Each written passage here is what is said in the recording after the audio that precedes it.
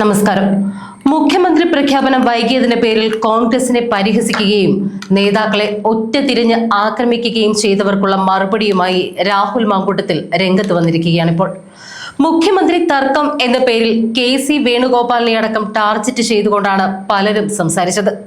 K C. വേണുഗോപാലിനെ നൂലിൽ കെട്ടി ഇറക്കിയവനെന്നും പെട്ടി തൂക്കി എന്നും വിളിക്കുന്നവർ അദ്ദേഹത്തിന്റെ രാഷ്ട്രീയ ചരിത്രം മറക്കരുത് എന്ന് രാഹുൽ മാങ്കൂട്ടത്തിൽ പറയുന്നു. KSU കാലം മുതൽ പോരാടി വളർന്ന നേതാവാണ് കെ.സി. വേണുഗോപാൽ. ആലപ്പുഴയിൽ കോൺഗ്രസിന് ജയിക്കാൻ പ്രയാസമുള്ള മണ്ഡലങ്ങളിൽ നിന്ന് ജനവിധി തേടി വിജയിച്ച വ്യക്തിയാണ്. ഏതെങ്കിലും സമുദായ നേതാക്കളുടെ തിണ്ണ നിരങ്ങാത്ത നേതാവാണ് കെ.സി. എന്നും രാഹുൽ മാങ്കൂട്ടത്തിൽ പറഞ്ഞു. VD സതീശനെ മുഖ്യമന്ത്രിയായി തിരഞ്ഞെടുത്തതിന് പിന്നാലെ തന്നെ തന്റെ സമൂഹ മാധ്യമത്തിൽ പോസ്റ്റ് ചെയ്ത വീഡിയോയിലാണ് രാഹുൽ ഈ നിലപാട് വ്യക്തമാക്കിയത്. അപ്രിയ സത്യങ്ങളാണ്, മുഴുവൻ കേട്ടിട്ട് വേണം കല്ലെറിയാൻ.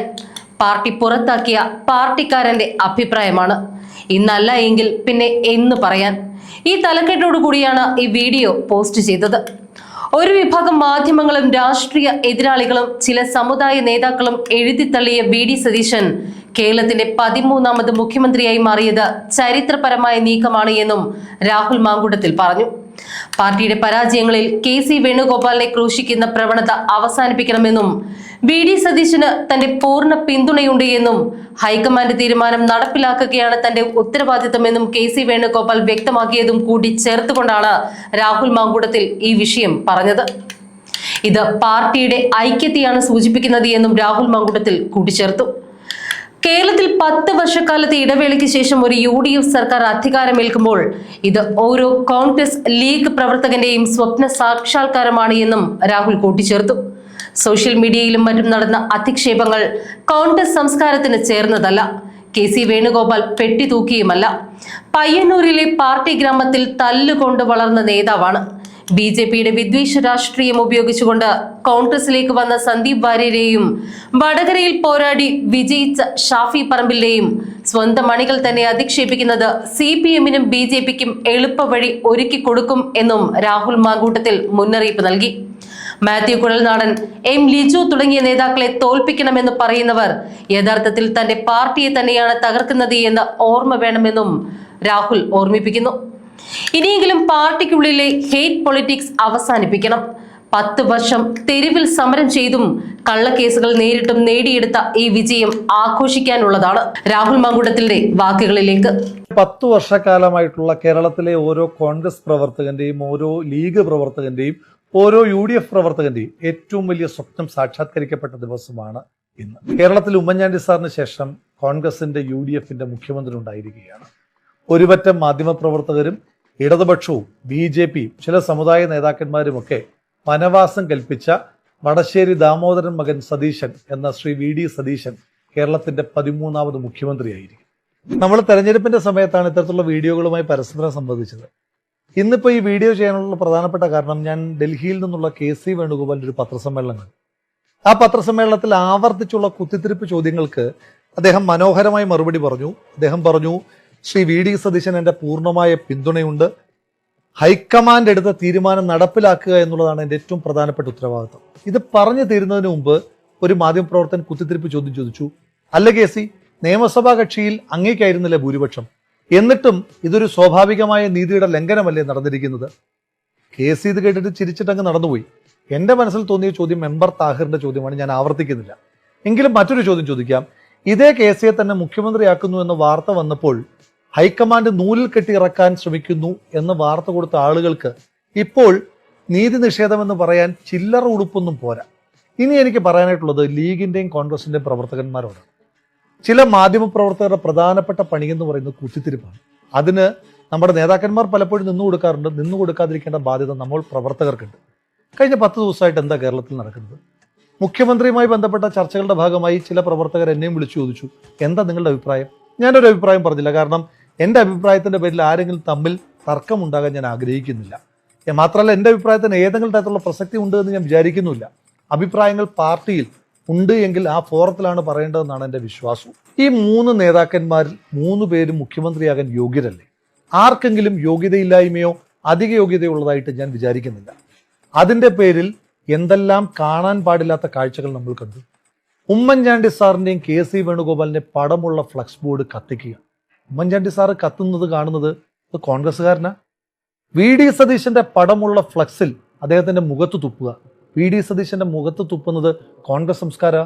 ഇവരൊക്കെ കോൺഗ്രസ് തിരിച്ചു വരണം എന്ന് ആഗ്രഹിക്കുന്നവരാ. ഞാനങ്ങനെ വിശ്വസിക്കുന്നില്ല.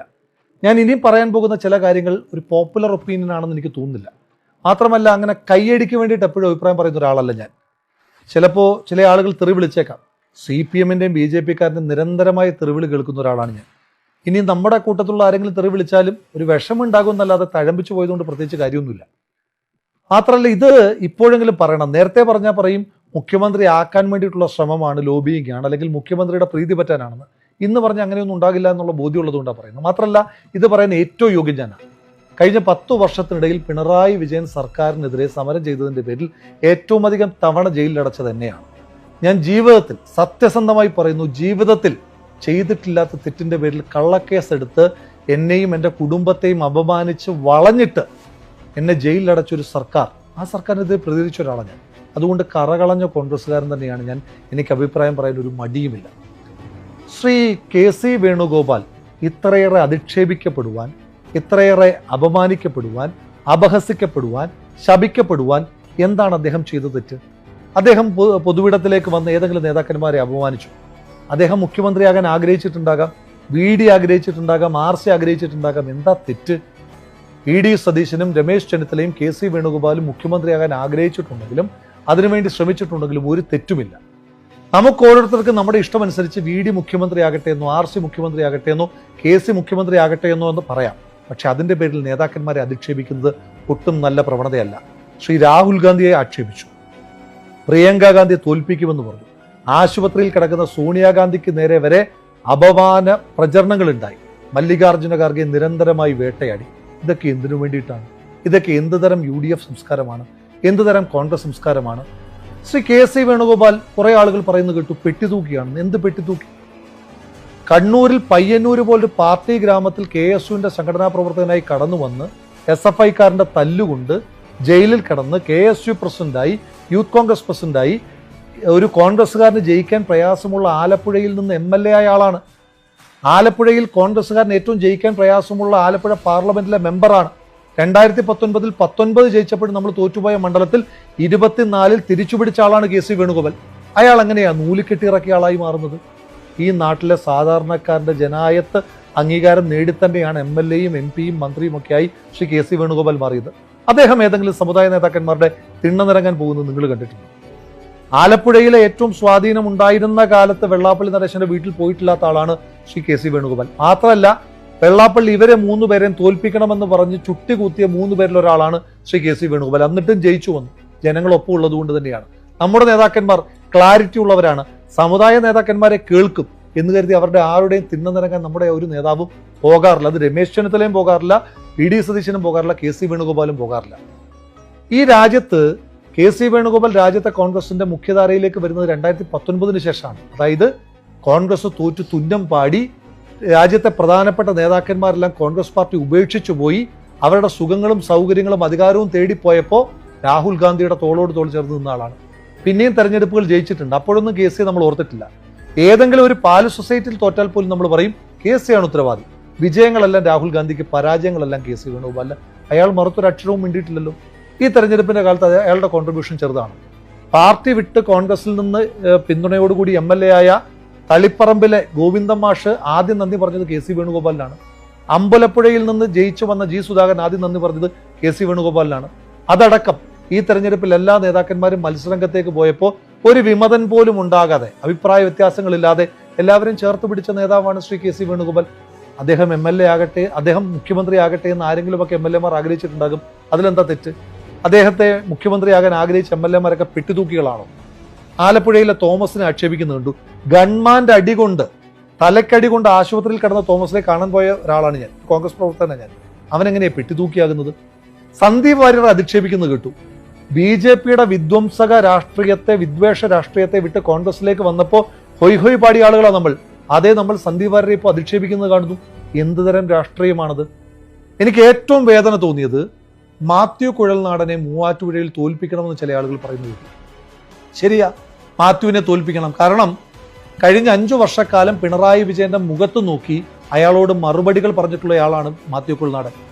മിസ്റ്റർ പിണറായി വിജയൻ, നിങ്ങളും നിങ്ങളുടെ കുടുംബവും നിങ്ങളുടെ മകളും അഴിമതിക്കാരാണ്, മാസപ്പടി വാങ്ങുന്നവരാണ് എന്ന് മുഖത്ത് നോക്കി പറഞ്ഞ മാത്യുവിനെ CPM തോൽപ്പിക്കാൻ നോക്കുമ്പോൾ നമ്മളും ഒപ്പം ചേർന്ന മാത്യു എളുപ്പത്തിൽ തോറ്റുകൊടുക്കും.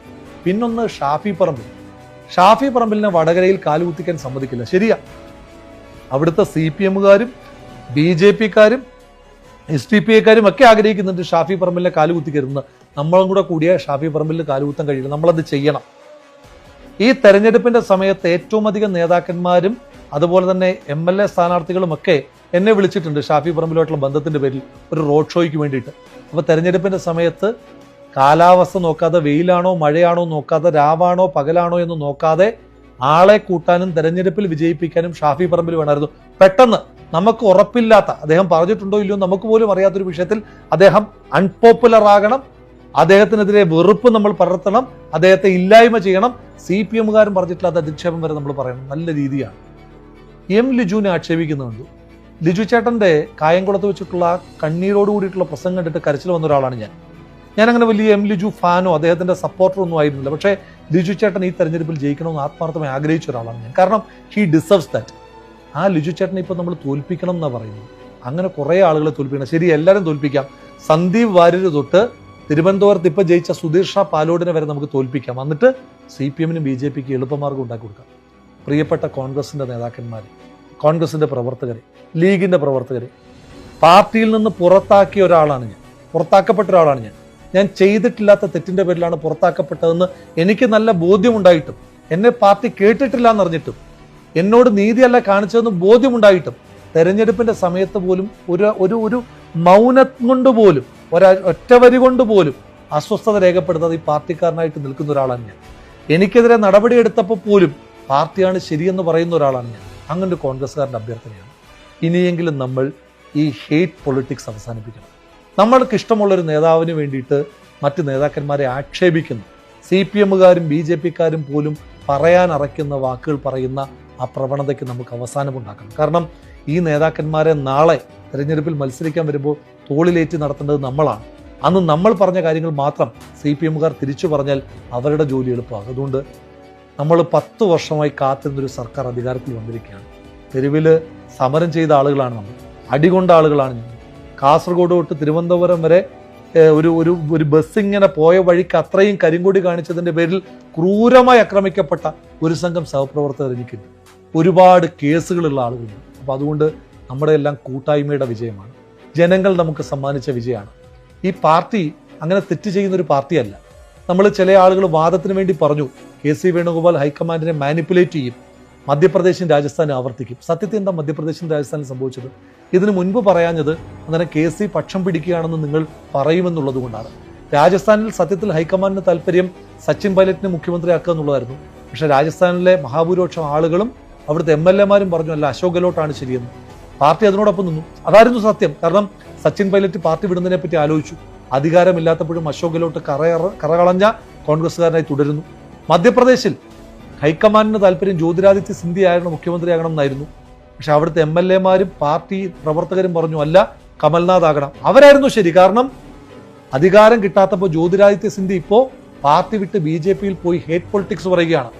പാർട്ടി വിട്ട് അധികാരം കിട്ടിയില്ലെങ്കിൽ പാർട്ടി വിട്ടു പോകുന്നവന്മാരെ ഏതെങ്കിലും ഒരു സ്ഥാനം ഏൽപ്പിക്കാത്തതിന്റെ പേരിൽ ഒരു സ്റ്റേറ്റ് പോയിട്ടുണ്ടെങ്കിൽ പോകട്ടേന്നേ, തോറ്റു തുന്നം പാടിയാലും ഈ പാർട്ടി എന്ന് പറഞ്ഞ് ഉറച്ചു നിൽക്കുന്ന കുറെ മനുഷ്യന്മാരില്ല, അവരുടേതാണ് ഈ പാർട്ടി.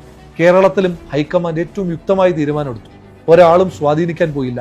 കേരളത്തിലെ പോപ്പുലർ ഡിമാൻഡായി വന്ന ശ്രീ VD സതീശൻ മുഖ്യമന്ത്രിയാകുക എന്ന ഡിമാൻഡ് ഹൈക്കമാൻഡ് കൈക്കൊള്ളുമ്പോൾ ആ ഹൈക്കമാൻഡിന്റെ പാർട്ടി KC വേണുഗോപാലുണ്ട്. ആ KC വേണുഗോപാൽ 2 കൈയും നീട്ടിയ തീരുമാനത്തെ സ്വീകരിച്ചു. രമേശ് ചെന്നിത്തല VD സതീശനോടൊപ്പം പരിഗണിക്കപ്പെട്ട ആളാണ്. VD സതീശൻ പറയുന്നത് പോലെ അദ്ദേഹത്തിന്റെ നേതാവായിരുന്ന ആളാണ്. ആ രമേശ് ചെന്നിത്തലയാണ് VD സതീശന് പിന്തുണയുമായിട്ടുള്ള കത്ത് കൊടുക്കുന്നത് ബഹുമാനപ്പെട്ട ഗവർണർക്ക്. ഇതാണ് കോൺഗ്രസ് നേതൃത്വത്തിന്റെ ഒരു സൗന്ദര്യം, ബ്യൂട്ടി ഓഫ് അവർ ലീഡർഷിപ്പ്. അതുകൊണ്ട് ആ ട്രൂ സ്പിരിറ്റ് നമ്മളും ഉൾക്കൊള്ളണം. വീണ്ടും അഭ്യർത്ഥിക്കുന്നു, പാർട്ടിയിൽ നിന്ന് പുറത്താക്കപ്പെട്ട ഒരു പാർട്ടിക്കാരന്റെ അഭ്യർത്ഥനയാണ്. നമ്മൾ കാത്തിരുന്ന വിജയമാണ്. ഇനിയെങ്കിലും നമുക്കിത് ആഘോഷിച്ചു.